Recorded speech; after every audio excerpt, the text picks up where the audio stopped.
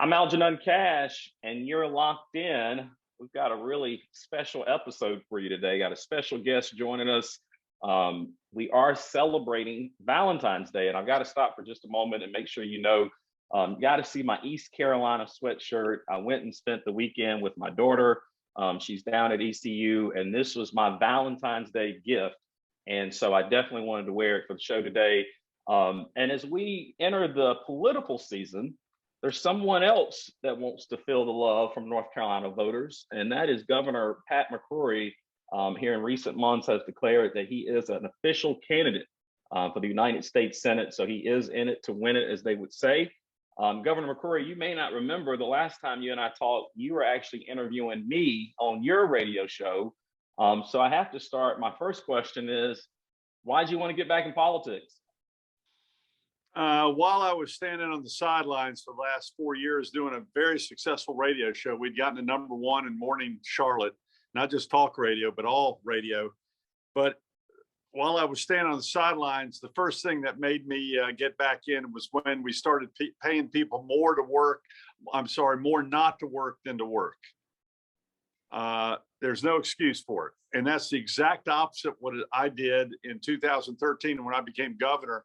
At a time when we had the 4th highest unemployment rate in the country. A lot of employers said, I got jobs, but no one will take them because the unemployment compensation is one of the highest in the country in North Carolina. So I lowered the unemployment compensation to the outrage of many of the far left to what Tennessee, South Carolina, and Virginia were paying.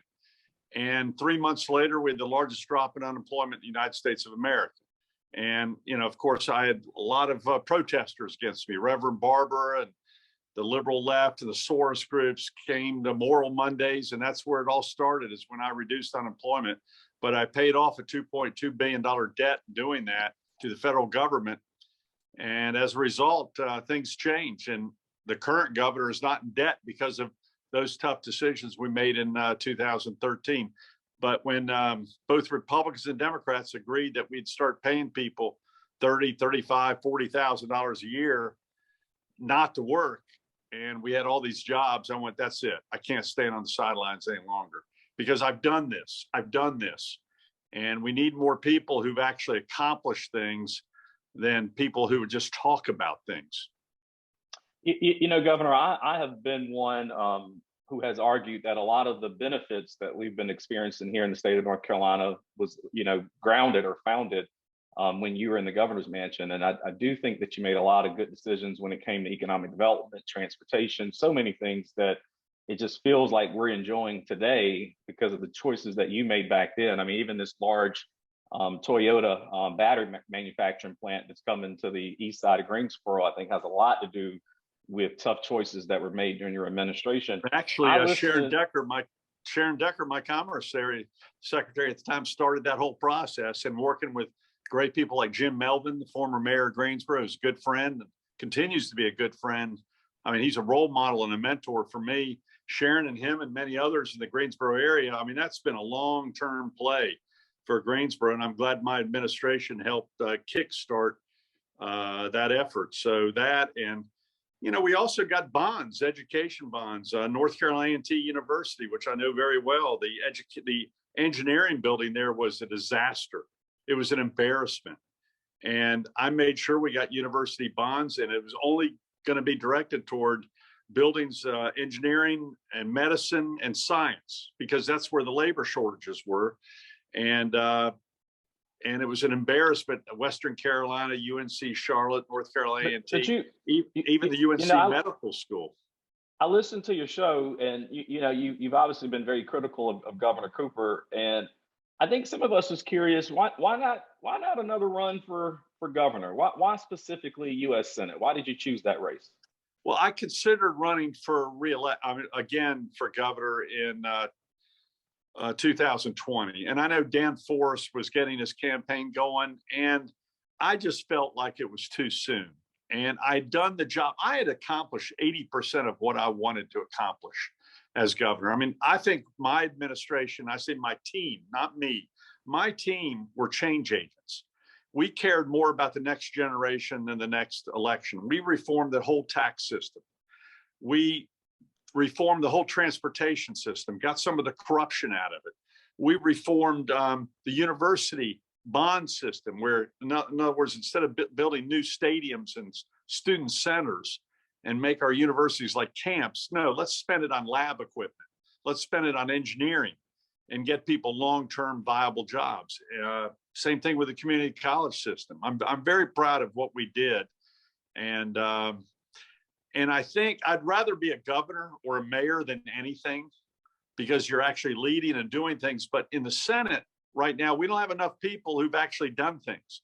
We have a lot of people, including my opponents, my two primary opponents. The only thing they've done is Washington. That's the only thing they know is Washington. They didn't even run for city council or county commission or school board. And frankly, Washington's not the solution. It is the problem, as Ronald Reagan used to say. And I know the roles where a lot of the federal government is taking over the responsibilities of what the city of Greensboro or the county of Guilford or the state of North Carolina should be doing, not Washington, D.C. And I understand that. And I'll tell you totally another reason.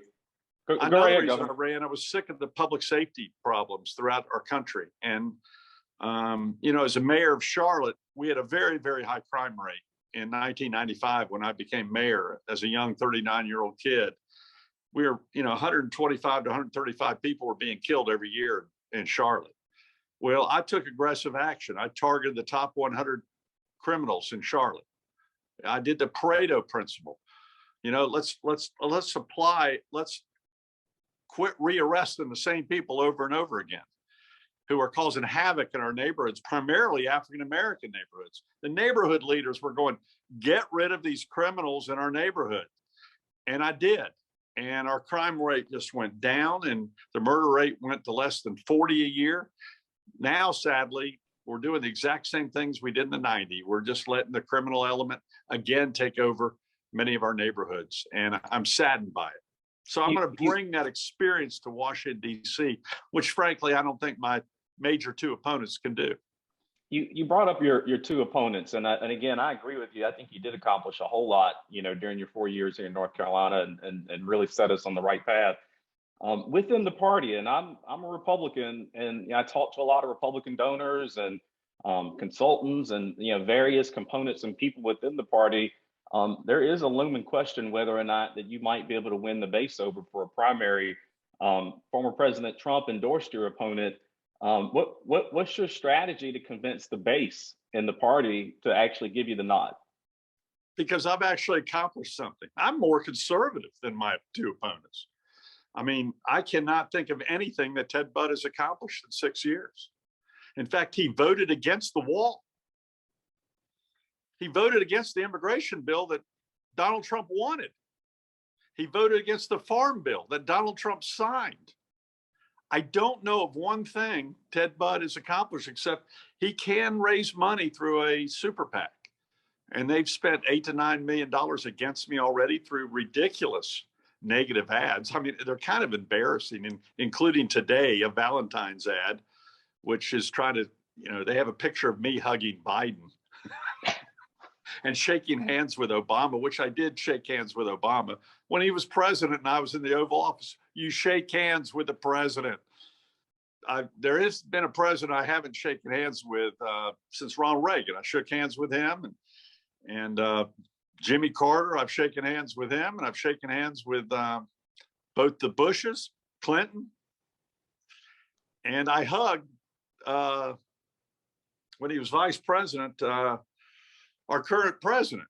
And it was a hug of embarrassment because he came behind me, and during the middle of his speech, he was kind of crazy. And he, all of a sudden in the middle of his speech, he yelled at me and he went, "Hey man, you haven't smiled one damn time during my speech." And then he came behind me and started rubbing my shoulders.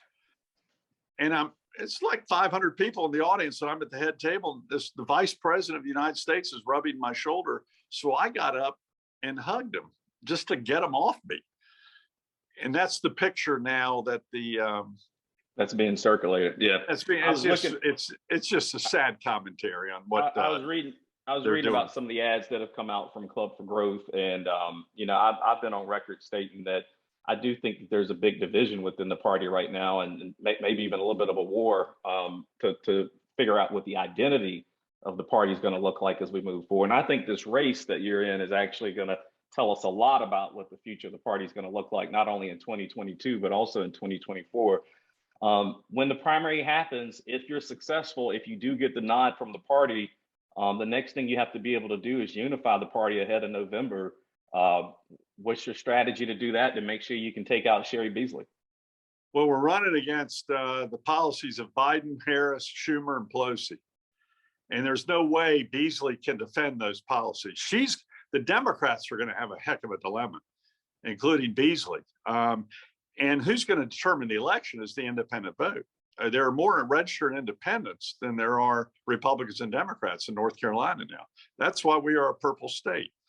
And there's no doubt, I think my independence in the primary gives me a more powerful stance in the general election to get that independent vote. And I don't think there's as much a division in the Republican primary as we think. It may be a division about the personality of our past president, who I supported his policies, but I don't think there's a lot of division about the policies of the Trump administration. There's only one policy I strongly disagree with Trump, and that's when we started paying people more not to work than to work. I think that was a major mistake. At the very end of the administration, he spent a lot of money that I think was wasted money. But that was it. His foreign policy, his immigration policy, his tax policy was dead on. So when we get to the general election, I think the debate's going to be about policy more than personality if we plan to win this. The Democrats want to make it about a personality. That's why they keep bringing it up. And I like what you're saying, Governor, and I really you just zeroed in on something that I want my audience to make sure they catch, because I 100% agree with you. I don't think that there's a lot of division about the policies. I've never thought about it that way until you said it, but it is just a lot of personality differences and what people are gravitating towards regarding personality. I think that's a really great observation. I want to get in at least a couple more questions before I got to lose you. I know you're a busy guy. You got a lot of important people to talk to. I'll help you any way you can. You talk about the money that's in politics. You talk about the TAC ads that you've already experienced. I was actually reading about some today as I was preparing for this conversation. Sherry Beasley has outraised Republicans 2-1. I think she may be raising as much as the whole Republican field is combined. I've heard that this race could get upwards of $400 million just because of the historical nature and the potential opportunity to elect an African American to the Senate. So the left is going to come out very strong. How do we get to a point where we start making decisions in this country, not particularly based on who has the most money, but who has the greatest and best ideas? It feels like money has completely hijacked our entire political system. It has, on both sides of the aisle. And in fact, we're having a debate in 2 weeks, and 4 candidates were invited, and yet 9 or 10 people are running for the U.S. Senate. And in fact, a guy named Ken Harper, who I'd never met before, out of High Point, an African-American male, is running. I met him in Monroe the other day, and I was, wow, this guy's pretty impressive. I wish he would have jumped right up to the Senate. We have too many people want to jump right to the Senate. Same thing with another young military person who's running. She's good, and she's going to be in the debate only because she got someone to give her super PAC $1 million.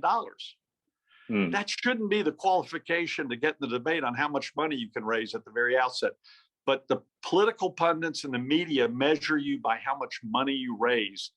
And frankly, Ted Budd, I don't think he'd even be in the race if it weren't for a pro-China, anti-farmer super PAC called the Club for Growth out of Washington, D.C. I mean, they are running his campaign outside of his campaign, and it's all negative toward me. And it is a sad commentary. And Beasley's Soros money is going to be unbelievable with Beasley. You're dead right. So Beasley's sitting on the sidelines. They've cleared the field, while we have this internal fight with the Washington interest group trying to buy the campaign. Actually, they're trying to buy the campaign for Budd at a pretty cheap price for the primary. So You it's know, going to be interesting to see. I think our voters are smarter than that. This seat should not be for sale. The Senate seat in North Carolina should not be for sale, especially from an outside Washington group trying to buy it for Mr. Budd. you know, I read a report over the weekend. Senator McConnell has declared that he's stepping out to support candidates that are not endorsed by President Trump. Have you heard from Senator McConnell at all? I have. Well, I've met with Senator McConnell, and I have a good relationship with Senator McConnell. And by the way, I agree with Senator McConnell's statement last week, which maybe would irritate, quote, the base, but I disagree, because I don't know of any Republican who agrees with violence against police officers and the destruction of property. If they are, they're not my Republican Party. And I spoke very strongly against the violence in Portland and Seattle and Chicago and Charlotte, my own city, where I had to call the National Guard in 2016 against Antifa. I did not hesitate because they were destroying property and they were attacking our police. That's inexcusable. And I always said, Republicans don't do that, Democrats do that. Well, sadly, Republicans did do that. And it's inexcusable, and we got to call it out. And I'm not going to hold back from that. If you attack a police officer or try to destroy property, whether it be government property or a restaurant window, you're not following the Constitution. The Constitution says peaceful assembly. Peaceful assembly. It's brilliant. Our founders were brilliant, weren't they? Who came up with the word peaceful assembly? Yeah, that to me is very important. And I grew up about that. Martin Luther King was peaceful assembly. Yeah, I think all of us could rightfully say what we saw on January 6th was, certainly unwarranted and disgusting, and the entire thing. And I certainly agree with your comments. And by the way, I'm glad they were being arrested, but I also think the rioters in Charlotte and Portland and Seattle, they're not. The Democrats are being hypocrites with that. Exactly. Nancy Pelosi's a hypocrite when it comes to calling out Antifa. They're anarchists. They're all anarchists. Governor, I'm pretty much out of time, but I got one last question for you. You alluded to this a moment ago when you were talking. There are some really, really big issues facing us here in this country right now. The Democrats have not been able to get any real substantive legislation passed since taking over the House, the Senate, and the White House. It is a really good shot that Republicans might get back all three by 2024, but certainly maybe even the House and the Senate in 2022 is what we're hearing now. There are big issues out on the horizon, inflation related to energy, housing, food. I mean, you name it, prices are going up. I work in the restaurant business. I'm a partner in several restaurants. We've raised our prices probably upwards of 20% and still climbing. If you win this election, you're going to have some big obstacles to try to battle once you get to Washington. What are your biggest priorities if you get there? I think the biggest reason for inflation is the energy policy of Joe Biden. It's disastrous. The reason we've had low inflation for the last 25 years is because we started becoming independent. I credit both Bush and Trump on that, and Reagan, where we started drilling for natural gas. We started using our own oil. We aren't dependent on Russia or Saudi Arabia, which we often went to war with because of that. Nigeria, Venezuela. Our energy policy is a disaster, and it's going to bankrupt the middle class and starve the poor. So I firmly believe your restaurant prices, the main instigator of the prices going up started with energy. And then the second one was labor, when we gave away all the free money. And why go work for a retail outlet or a restaurant when I can stay at home? So energy and labor, which has got to do with government spending. And Nancy Pelosi said on the Sunday talk shows, her goal is to spend more to help inflation. And you're an economist. I've read some of your stuff. You know the economy pretty well. That's the worst thing you do, is throw more money into the economy from the government, free money from China. And that's the type of input I'm going to give as the next U.S. Senator from North Carolina, hopefully. Well, when you look at the conflict emerging between Russia and Ukraine, I do think that what makes us not only strong as a country, but a strong ally is making sure that we are energy independent. We've got to be an energy leader. I totally agree with you. And we've got to figure out a way to get these prices down, because I like to remind folks that when energy prices shoot up at the pump, when the price of electricity goes up, a lot of times it is disadvantaged minority families who are paying a higher discretionary piece of their income to try to keep it all going. And so it becomes very imperative that we do something about it. I also want to encourage my audience as I get ready to wrap up. There's a new report that came out over the weekend talking about Hillary Clinton and her attorneys spying on the Trump campaign prior to 2016 while he was a candidate. And then it continued even further within his executive office once he was elected. I was on record saying that the president could be telling the truth about this. Many of you thought I wasn't. So I would encourage you to go read that report that came out. I agree. I agree. And it better notice the mainstream media is ignoring it. But I know, listen, Hillary Clinton got involved in North Carolina's campaign when I ran for re-election, worked directly with Roy Cooper, who's now our governor, and Andrew Cuomo. They led the boycott of North Carolina and then blamed us for people, ACC tournament or NBA being canceled. No, it was coordinated through the Democratic Party of Hillary Clinton's campaign. And there's clear advice even in WikiLeaks where they celebrated the ACC tournament being canceled out of Greensboro. They initiated it. And that was around the same time, too, by the way, that they were probably spying on Trump. They've got some smart people around. Elias, they're the guy who challenges all the election districts in all the state, including right here in North Carolina. Listen, they've got some smart people out there. And that's why our election is delayed. And we as Republicans better start getting election law lawyers. I'm a big Giuliani fan, but he's not an election law lawyer. Yeah. We got to have the right people on the case. That's for sure. But again, I encourage people to read that report, the Durham report that just came out. I would also encourage you I think Dunn. Is it Dunn? Is that his name, Dunn? I thought it was Durham, but Durham. I'm sorry, Durham. Yeah, it's Durham. I thought it was Durham. Okay. But and then Durham. I would also encourage my audience, go learn more about Pat McCrory, former Governor Pat McCrory. You can go check out his website, learn more about his platform.